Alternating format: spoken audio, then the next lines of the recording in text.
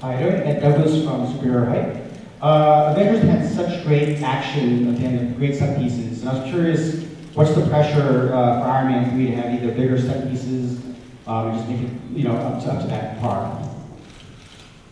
Well, it's not necessarily, we're not aiming for bigger necessarily. We're aiming for different and fresh and new. And Shane, the new director of this movie, want to talk more about that? Yeah, fresh, different, but yeah, big. There is an idea about being big, but to me, it's an idea about capturing and redoubling the intensity that the Avengers managed to capture. That sort of lightning in a bottle feel of really stuffing so much into a limited space. We're trying to get as much in this as we can. Robert refers to it as leaving it all on the field. And I think that's what we're looking to do, is just get a ton of thrills in a short space and make a nice little stew for you.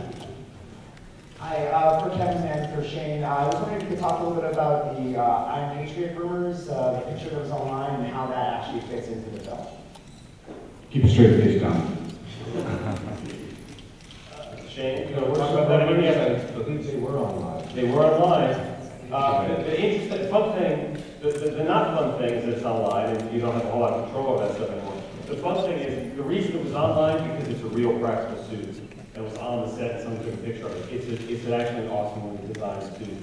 And it's a suit that Mr. Cheadle does get to wear at certain points in the movie.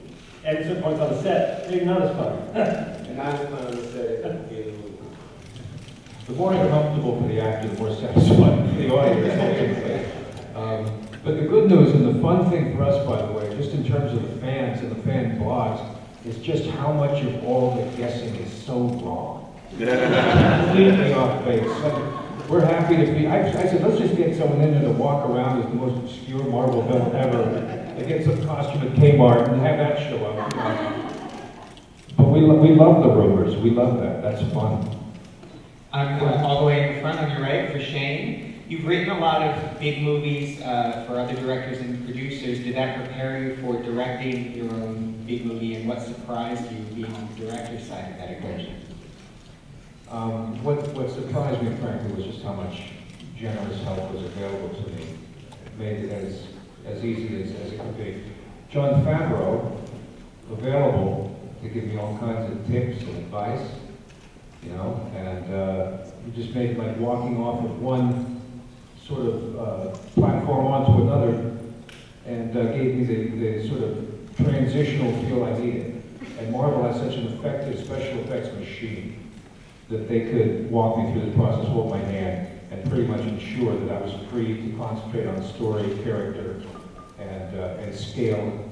And they just told, I said, I want to do this. They said, here's how you do it. And within a week, I knew these guys are terrific. They've done this a lot. They do it all the time. How did the storyline and the success of the Avengers impact what you guys want to do in this movie, and also for Robert? What were the sides of Tony Stark that you wanted to dig into for this one? Well, kind of like what's already been said, Avengers even, I think, surprised us to a certain extent. Looking back on it, you can kind of dissect why it was the right movie with the right people, the right director at the right time, and we feel the same way about this now. I feel that Rhodey and Tony had not entirely been explored as much as they might be, and that in the comics was always a big part of it, and to me, the heart of what was great about it. And also, we try to be practical in a post-Avengers world. What are his challenges now, and what are some limitations that might be placed on him, and what sort of threat would have, and as usual, ignore those limitations. And truthfully, I mean, the way to go about, I think, doing it 3, if you're ever in that position, as I'm lucky enough to be, you've got to find a way that the first 2 aren't done yet.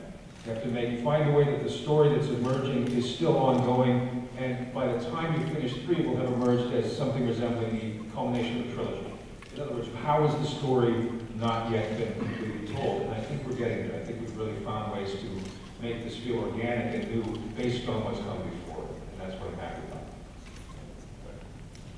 Against the wall here on the left. Hi, this question is for Shane and Kevin. Iron Man 2 kind of really set up pieces for the Avengers movie, so how is Iron Man 3 going to kind of focus on Iron Man rather than setting up the next Avengers?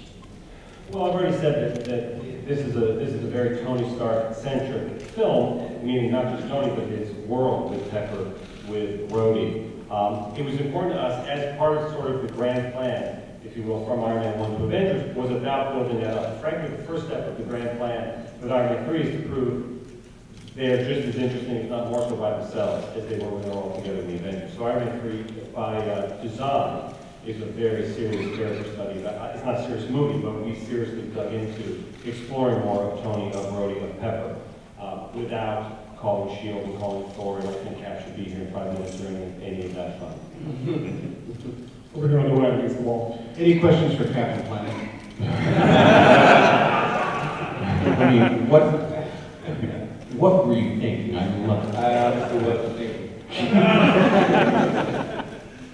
Mike, guys over here. Mark Walters at BigFanboy.com. I was actually going to ask if there was a Captain Planet sequel. No, I'm just kidding. I did want to ask you, Robert, about being able to reteam with Shane on this after Kiss Kiss Bang Bang and the dynamic that you guys have together, working together, and what that was able to sort of bring to this particular production to, kind of make it unique and different and what the flavor was there. Yeah. Well, I've known Shane for a while. Kiss Kiss Bang Bang was one of my favorite experiences. The script was practically perfect, but we improvised anyway. You improvised anyway.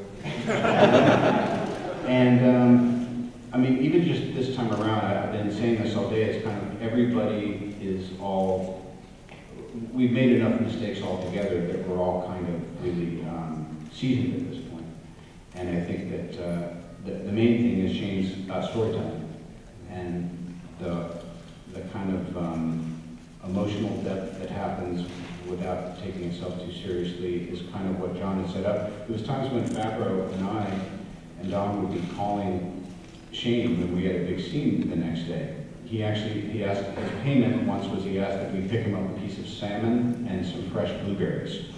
So he became known as code word blueberries after that. And he's working for about the same fee now. Yeah. Right back here. Aaron Sagers, for Robert, how many more generations does this suit have to go through before you think, it's really kind of there, that is the suit, that's going to be the ultimate suit that you wear? And also for Don, are we going to see you really suit up again? I do suit up. There are some different iterations that War Machine goes through in this film. I don't want to give them away, but it's fun to see those things sort of morph and shift. And the Iron Man suit is really spectacular in this one. The innovation that's happened with it. I liked in the comics too that there was a bit of suit envy between. Yeah. Also, it's great because one suit is a private enterprise, the other is military. So you've got two Iron Men in essence, a private sector and a government guy. Yeah, and for some reason or other, he's still the one they trust. By the way, I also find it really interesting that there were actually fans today who had anger that the suit was gold. I mean, of all the things in the world to get angry about, the suit, So many more. Will we get to see any more sides, like we did in Iron Man 2, of Tony's dark side coming to the fore in this one? Yeah, I think that's the big idea. But also, interestingly enough, this film has a lot of breadth to it, as well as we realize, at the beginning of Iron Man 2, Tony's dying. Wow. And then he has a party, and then he's drunk. Wow. And some people are going like, we don't like him. There's a way to enjoy all of that kind of shadowy stuff, and still, we just kept thinking about what would it really be like if this guy was in this country, and where else could he go in this country, and what sorts of themes and backdrops could we explore?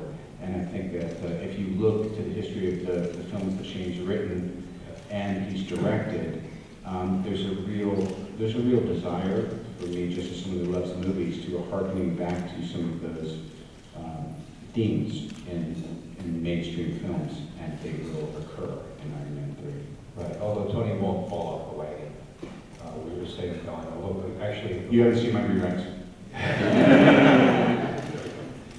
For Shane Black, can you talk about it all, filming part of the movie in China and how China will come out in parts of the story at all? And also, please make mine Marvel. thank you. Except the last one. I assume that when the plates crew goes over to China to film the plates while I'm by my swimming pool, that it will go exceedingly well. There's been this. It's weird because we're not really going to China. Can I say that? You just did. We're not going to China.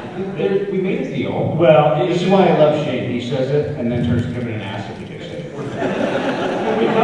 If you remember in Iron Man 2, there's a great sequence in Monaco, a racetrack, and Whiplash comes out and cuts his car in half.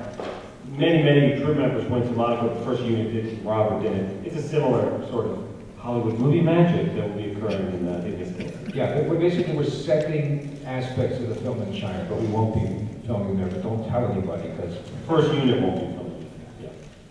That stays in this room. In the second row.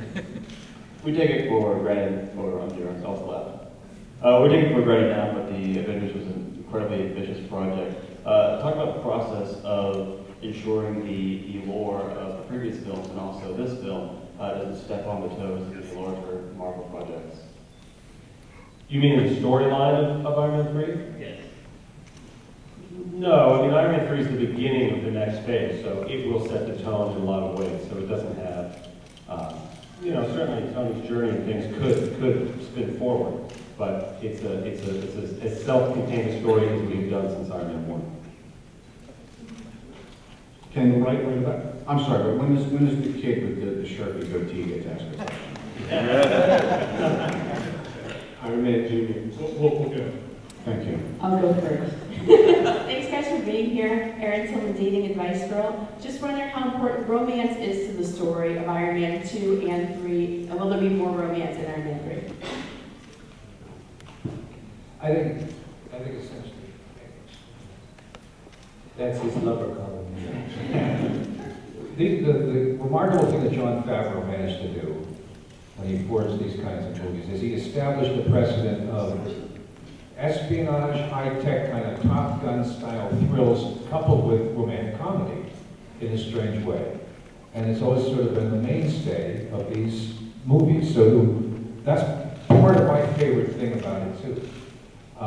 The romance is definitely a part of this. And obviously we've got Gwyneth coming back and time has passed. And in the Avengers, Gwyneth and Tony are together and doing great and living together. And so Yeah, and Kevin said there's never been a movie like this where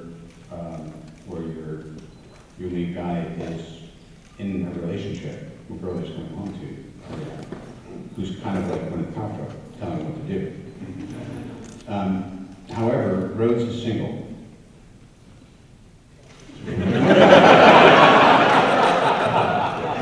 What are you going to do about that? Is this a dating service? I'm afraid this has to be our last question. The young man with the Fine. No pressure. It's going to be a great. My question for Robert. Thank you. How does it feel to be a hero?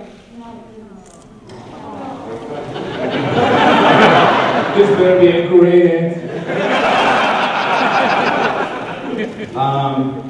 Well, I think I speak for any of us who get to, live in this world, and there was just one of these photo things, a bunch of kids, I think you participated, showed up as Iron Man.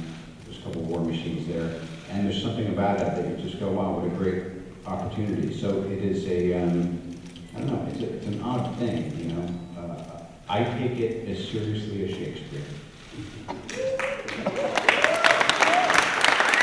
Thanks, everybody.